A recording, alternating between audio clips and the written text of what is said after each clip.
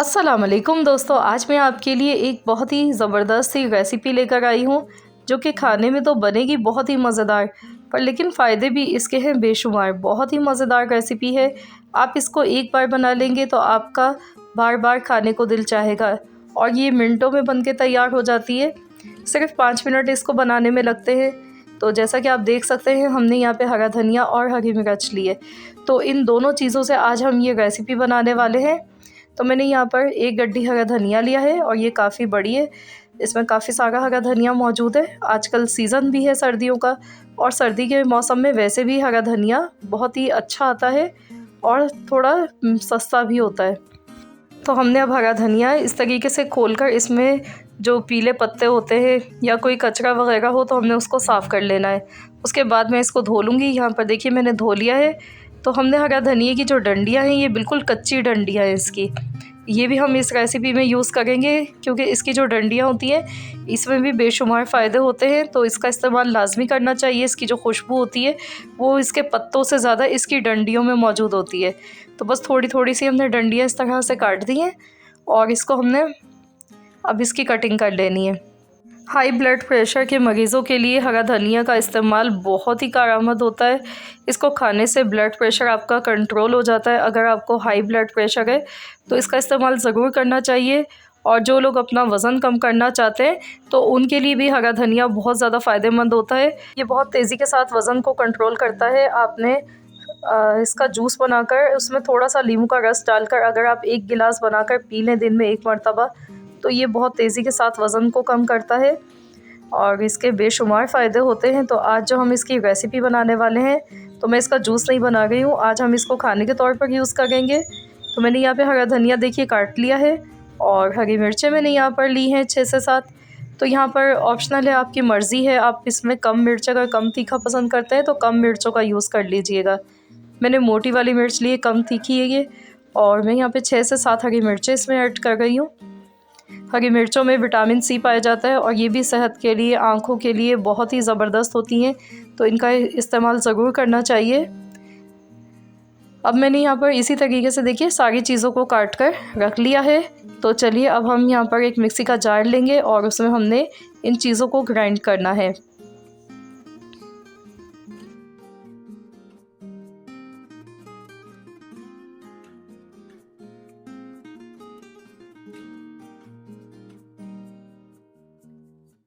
अब हम इसमें अनारदाना ऐड कर देंगे। 1 चम्मच मैंने अनारदाना लिया है। आप चाहें तो आप इसको पीस कर भी डाल सकते हैं, ये भी बहुत ज़्यादा फ़ायदेमंद होता है। और इसको अगर आप चाहें तो अलग से पीस के डाल लीजिएगा। मैं साथ ही डाल गई हूँ यहाँ पर। तो बस मैंने थोड़ा सा पानी डाला है इसमें, 2 चम्मच मैंने पानी का ऐड किया है और अब मैं इसे पीस लेती हूँ।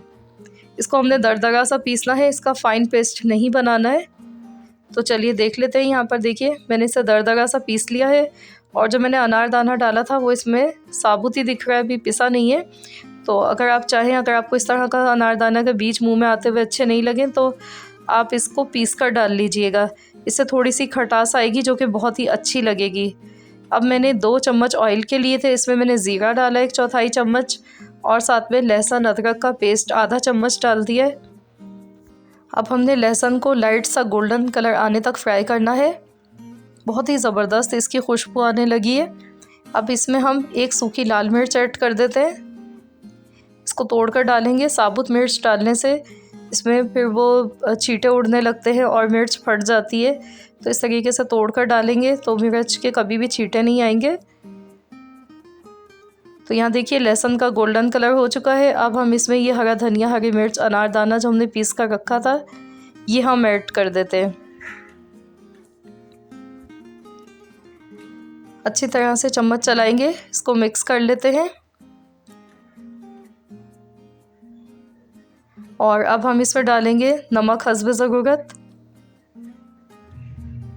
हल्दी पाउडर मैंने 1 चुटकी लिए, इससे कलर अच्छा रहता है हरा धनिया का। और साथ में साबुत धनिया पिसा हुआ लिया है आधा चम्मच। बस ये इसमें स्पाइसेस जाएंगे और ये बहुत ही मज़ेदार बनती है रेसिपी। आप इसको हरे धनिए की तली हुई चटनी भी कह सकते हैं।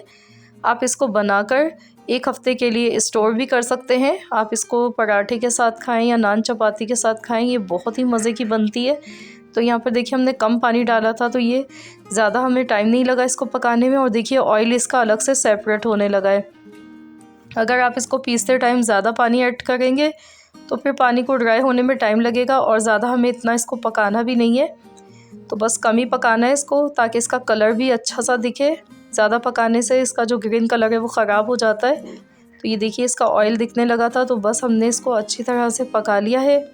इसको पकाने में 3 मिनट मुश्किल से लगे हैं और ये बहुत ही मज़ेदार सी हमारी धनिया और हरी मिर्च की चटनी बनकर तैयार हो चुकी है। बहुत ही मज़ेदार बनी है, बहुत ही खुशबूदार, और फ़ायदे भी हैं इसके बेशुमार इसको खाने से। अगर आपका बीपी हाई रहता है या फिर आपका वज़न ज़्यादा है तो आप इस चटनी का ज़रूर इस्तेमाल कीजिए। ये खाने में भी है मज़ेदार और फ़ायदे भी हैं इसके बहुत सारे। तो इसको ज़रूर रेसिपी को ट्राई करें और मुझे ज़रूर बताइएगा कमेंट्स बॉक्स में आपको कैसी लगी आज की रेसिपी। तो मिलते हैं इंशाअल्लाह ताला बहुत जल्द एक और न्यू रेसिपी के साथ।